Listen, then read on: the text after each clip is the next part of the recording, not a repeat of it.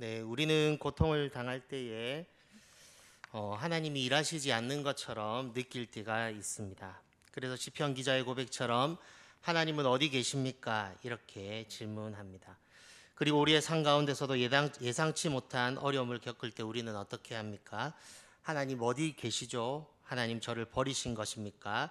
왜 아무 응답도 하지 않으시죠? 이렇게 질문하면서 골방에서든지 아니면 외딴 곳에서 외치곤 합니다. 그러나 하나님은 어떻게 하십니까? 우리가 볼 수 없는 상황 가운데서도 일하고 계시는 하나님이심을 믿습니다. 오늘 말씀의 제목처럼 하나님의 열심을 가지고 그 성실함을 식물로 삼으시고 지금도 일하시는 분이 우리가 믿고 있는 하나님이라는 것이죠. 오늘 본문 한 절 이 앞에 이사야 8장 22절에 보시면은 이스라엘의 상태에 대해서 말하고 있습니다. 22절에 이렇게 말을 합니다. 땅을 굽어 보아도 환난과 흑암과 고통의 흑암뿐이리니 그들이 심한 흑암 가운데로 쫓겨 들어가리라. 즉 이스라엘의 상태는 8장 22절에 보시면 땅을 자세히 보아도 환난, 흑암 그리고 고통뿐이었고 하나님의 백성들이 심한 흑암 가운데 들어가는 그런 창세기 1장 2절과 같은 혼돈과 공허의 상황임을 말하고 있습니다. 우리의 삶 가운데서도 이럴 때가 있지 않습니까? 아픔, 고통, 실망, 절망으로 첩첩이 쌓여서 고통하는 때가 이른 것처럼 삶 속에서 지옥을 경험하듯이 느낌을 가질 때가 있지 않습니까? 이스라엘 백성의 지금 상태가 그러했다는 것입니다. 진퇴양난, 앞뒤가 막혀서 앞으로 전진할 수 없는 상황, 눈이 앞이 막혀서 눈이 앞이 캄캄하여서 하늘만 쳐다볼 수밖에 없는 그런 상황이 이스라엘 백성의 상태였다고 말을 하고 있습니다. 영적으로도 그리고 삶의 상황 가운데서도 절망과 낭망할 수밖에 없는 상황이 지금 우리가 읽고 있는 이 9장 그 전의 상황임을 우리는 볼 수 있습니다. 그럴 때 하나님은 9장 1절을 이렇게 보시면은 이렇게 선포하는 것을 볼 수 있습니다. 우리가 읽으셨지만 한 번 더 9장 1절을 읽어보겠습니다. 시작. 전에 고통받던 자들에게는 흑암이 없으리로다. 옛적에는 여호와께서 스불론 땅과 납달리 땅이 멸시를 당하게 하셨더니 후에는 해변길과 요단 저쪽 이방의 갈릴리를 영화롭게 하셨느니라. 아멘. 성경은 분명히 선포하고 있습니다. 전에 고통받던 자들에게는 흑암이 없으리로다.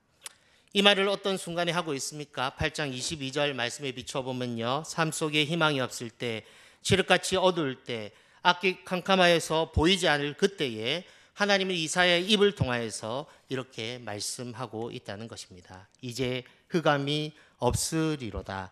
해변길과 요단 저쪽 이방의 갈릴리를 영화롭게 할 것이다. 이렇게 말을 하고 있다는 것입니다. 놀랍지 않습니까? 어떤 사람은 하나님께서 이렇게 왜 말씀하시는지 이해를 하지 못했을 것입니다. 그러면서 이렇게 반문하였을 것입니다. 하나님, 우리의 상황은 이런데 어떻게 그런 일이 일어날 수 있습니까? 말도 안 되는 이야기입니다.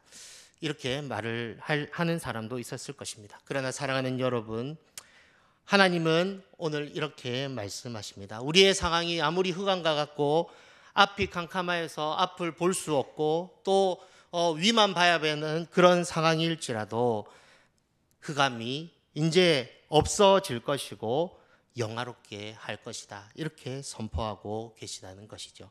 사랑하는 여러분, 저는 이 하나님의 말씀을 붙드는 것을 믿음이라고 믿습니다. 왜 그렇습니까? 하나님은 지금도 살아계시기 때문에 그렇습니다. 사실 이스라엘 백성은 지금 죄 때문에 고통당하고 있습니다. 이사야 1장 말씀처럼 하나님의 말씀을 듣지 않아 고통과 흑암 가운데 있습니다. 그래서 이방 나라로부터 조롱거리가 되고 멸시거리가 되었습니다. 그러나 하나님은 지금의 상태를 말하고 계시지 않습니다. 지금의 상태를 말하지 않으시고 미래의 상태를 선포하고 계시다는 것이죠. 1절을 한 번 더 읽어보겠습니다. 전에 고통받던 자들에게는 흑암이 없으리로다. 옛적에는 여호와께서 스불론 땅과 납달리 땅이 멸시를 당하게 하셨더니 후에는 해변길과 요단 저쪽 이방의 갈릴리를 영화롭게 하셨느니라 하면서 이제 완료된 그 동사를 사용하면서 이미 이루어진 일을 선포하고 계심을 볼 수 있습니다. 이 말은 무엇이십니까? 하나님이 반드시 하나님의 계획 안에서 이것을 성취하기로 마음먹으셨기 때문에 너의 상황과 상관없이 이제 내가 할 일을 하겠다고 말씀하고 있다는 것입니다. 우리도 어떤 일이 있어서 결정권이 있으면 두려워하는 자를 향하여서 이렇게 말하지 않습니까? 걱정하지 마. 내가 다 알아서 해줄게. 내가 이미 다 결정해놨어 하면서 두려워하는 자를 향하여서 두려워하지 말라고 말할 수 있지 않습니까? 하나님도 동일하게 흑암 중에 있는 자들을 향하여서, 고통하는 자들을 향하여서 이 말을 하고 있는 것이지요.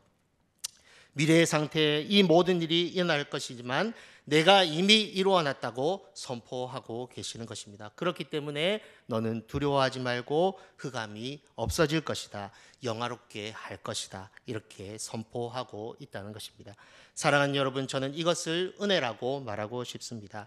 이미 이루어 놓았다는 선포, 하나님의 사랑에 대한 확고한 의지, 이것을 은혜라고 말하고 싶습니다. 이곳에 혹시 흑암 중에 계신 분이 계십니까? 이스라엘 백성처럼 자기가 당한 일을 바라보면서 낙심한 분이 계십니까? 하나님은 이미 앞서 행하셔서 결정해 놓으셨습니다.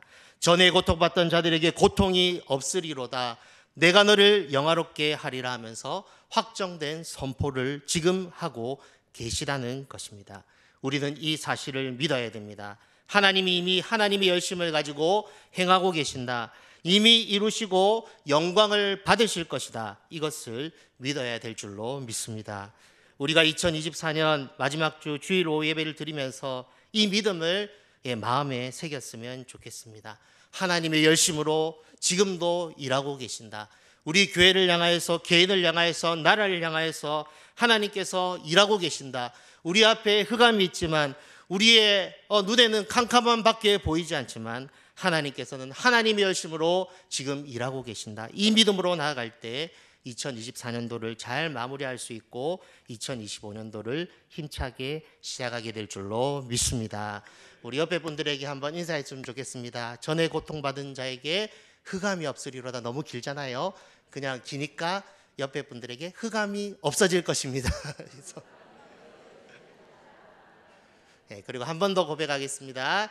영화롭게 하실 것입니다. 그렇게 하실 줄로 믿습니다. 그러면 어떤 방법으로 하나님이 그런 일을 행하실까요? 그것은 이사야 9장 2절에 나오듯이 흑암의 땅에 빛이 비춰지는 것입니다.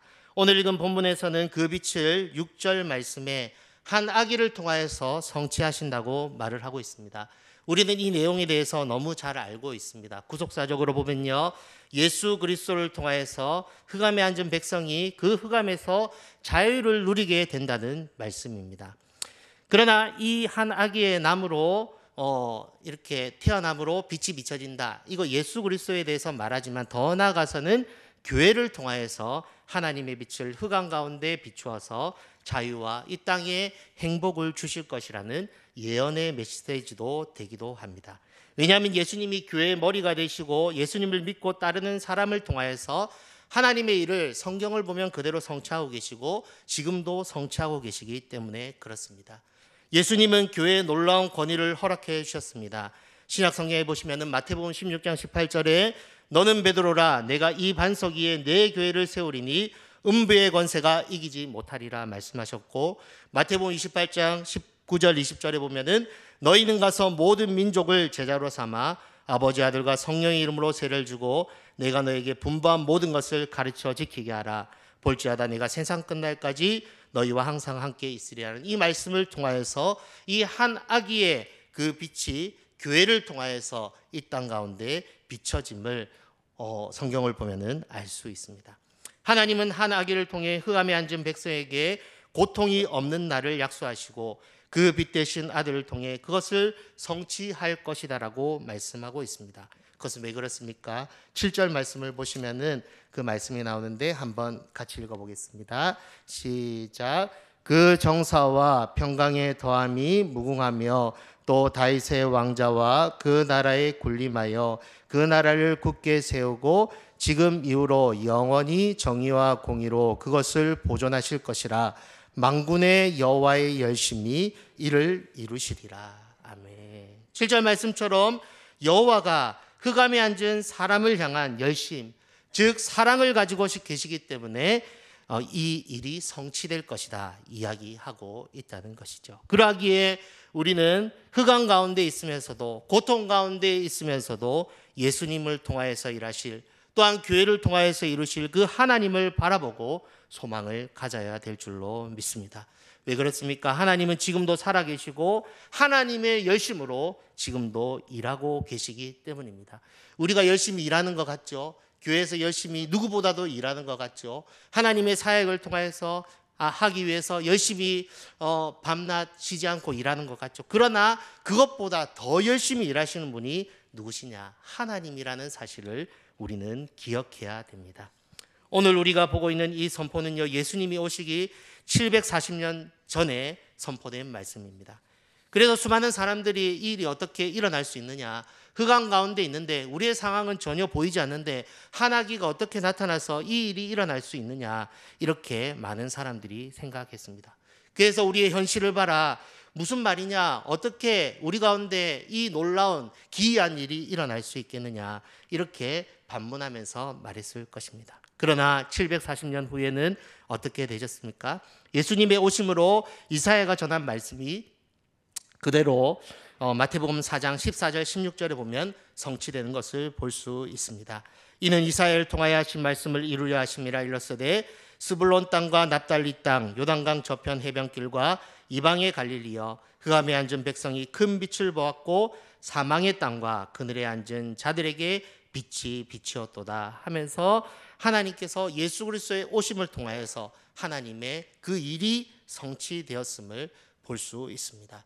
그 수많은 역사 가운데 이스라엘 백성들은 희망이 없다, 소망이 없다, 흑암 가운데 있다, 우리는 여전히 고통 가운데 있다, 이렇게 말했을 것입니다. 그러나 하나님이 약속하신 그대로 우리의 때가 아닌 하나님의 그 때에 하나님께서는 이 땅에 예수 그리스도 한 아기를 태어나게 하셔서 하나님의 열심을 이루심을 보여주셨다는 것이죠. 그래서 그 예수 그리스도가 해서 하나님의 나라를 이루어 가시고 그 나라를 통하여서 또 교회를 통하여서 온 열방을 구원하시는 그 하나님의 성취를 지금도 이루고 계시다는 것을 우리는 기억해야 됩니다. 하나님은 놀라운 역사를 지금도 이 땅에 베풀고 계십니다. 믿음이라는 것은 무엇입니까? 그냥 보이지 않는 것을 바라보는 것, 그것이 아니고 현실을 인정하면서 그 말씀을 붙드는 것이 믿음입니다. 현실이 그러하지만 인정하면서 눈을 들어 하나님의 약속을 바라보는 그것이 믿음이며, 그런 믿음을 가진 사람만이 소망 가운데 살아갈 수 있다는 것입니다. 히브리서 기자는 믿음에 대해서 1절에 이렇게 말을 합니다. 믿음은 바라는 것들의 실상이요 보이지 않는 것들의 증거라고 이렇게 말을 합니다. 믿음은 바라보는 것이다. 믿음은 바라보는 것이 실현될 것을 믿는 것이 믿음이다. 이렇게 정의하고 있습니다. 하나님은 분명하게 말을 하고 있습니다. 히브리서 11장 6절에 믿음이 없이는 기쁘시게 못하나니 하나님께 나아가는 자는 반드시 그가 계신 것과 또한 자기를 찾는 자들에게 상 주시는 이심을 믿어야 할지니라. 아멘. 우리는 이 사실을 믿어야 된다는 것이죠. 우리의 상황을 보면은 흑암이 있고 고통이 있고 그리고 아픔이 있고 절망이 있고 하지만 이 약속하신 이 하나님을 바라보면서, 하나님이 열심으로 그 일을 이루시는 그 하나님을 바라보면서 오늘도 소망 가운데 살아야 된다는 것입니다. 구약 성경을 보십시오. 인간이 타락하여서 절망 가운데 있을 때 어떻게 하셨습니까? 여호와의 열심히 구원을 이루셨습니다. 이스라엘 백성이 광야 가운데 방황하면서 하나님의 말씀에 불순종하여서 심판 가운데 있을 때, 고통 가운데 있을 때 어떻게 하셨습니까? 여호와의 열심히 구원을 이루셨습니다. 각자의 소견대로 행할 그 사사기 시대에서도, 암흑의 시대에서도, 아무 소망이 없다고 하는 그 시대 속에서도 하나님께서는 하나님의 역사를 하나님의 열심 가운데 이루어 계셨습니다. 그리고 지금 우리나라도 그렇지 않습니까? 역사를 보시면 구원의 소망이 없던 그 암흑의 땅 우리 민족에게도 여호와의 열심히 구원을 이루셨고, 사람을 이 땅에 보내셔서 하나님의 열심으로 구원을 이루시고, 지금도 네팔 땅 가운데도 그 구원의 역사를 이루고 계시지 않습니까? 우리가 하는 것이 아닙니다. 우리보다 더 열심히 일하시는 분이 하나님이십니다. 이것을 믿을 때에 우리는 소망 가운데 살아갈 수 있다는 것이죠. 그래서 히브리서 11장에 보시면요, 그 믿음의 조상들은 다 앞에 수식어가 붙습니다.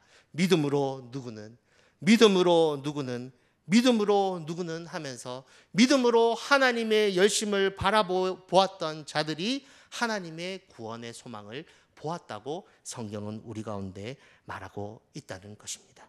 이 믿음을 가진 자만이 소망 가운데 뒤로 물러서지 않고 앞으로 전진할 수 있을 줄로 믿습니다. 아까 기도 중에도 말씀하셨지만 히브리서 12장 1절 2절에는 이렇게 말을 하고 있습니다.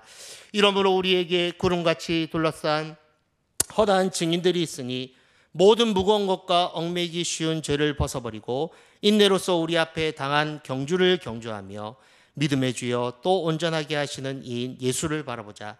그는 그 앞에 있는 기쁨을 위하여 십자가를 참으사 부끄러움을 개의치 아니하시더니 하나님 보좌의 우편에 앉으셨느니라.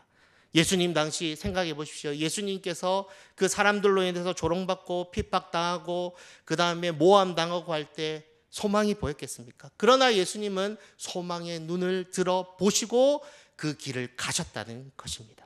그 앞에 있는 기쁨을 위하여 십자가를 참으사 부끄러움을 개의치 아니하시더니 하나님 보좌의 우편에 앉으셨느니라.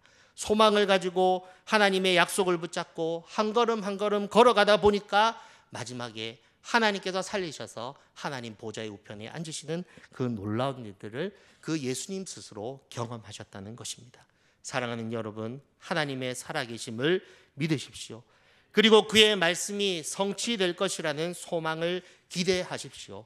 흑암 중에 있더라도 여호와의 열심을 믿으며 그 가운데 살아가십시오. 사랑하는 여러분, 저는 이 말씀을 준비하면서 다시 새 소망을 품게 되었습니다. 왜냐하면요, 나의 열심 이상으로 하나님이 지금도 아주 열심히 일하고 계시다는 것을 다시 생각했기 때문입니다. 하나님은요, 약속하신 것, 우리의 열심이 아닌 하나님의 열심으로 하나님의 약속을 지금 성취하고 계십니다. 성교도 동일합니다. 우리가 열심히 하는 것 같지만 하나님께서 더 열심히 일하십니다. 교회 부흥도 우리가 열심히 해서 되는 것이 아니라 하나님의 열심으로 그것이 되어진다는 것을 우리가 믿을 때에 우리가 믿음 가지고 소망 가운데 살아갈 수 있다는 것이죠.